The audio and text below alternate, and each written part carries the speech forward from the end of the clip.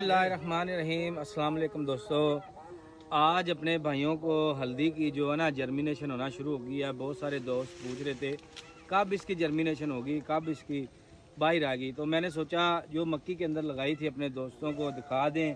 असगर भाई के पास आए हैं क्योंकि इन्होंने 10 एकड़ हल्दी इस दफ़ा लगाई है मक्की के अंदर।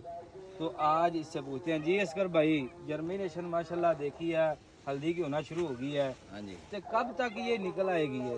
15-20 दिनों के विच सारी बाहर आ जाएगी। अच्छा माशाल्लाह, इधर दिखाएं जी। ये देखें माशाल्लाह, ये हल्दी की जर्मिनेशन है। ये देखें माशाल्लाह, ये होने ये मक्की है और इसके ऊपर जो बेड है इसका, इसके अंदर जर्मिनेशन ये होना शुरू हो गई है माशाल्लाह।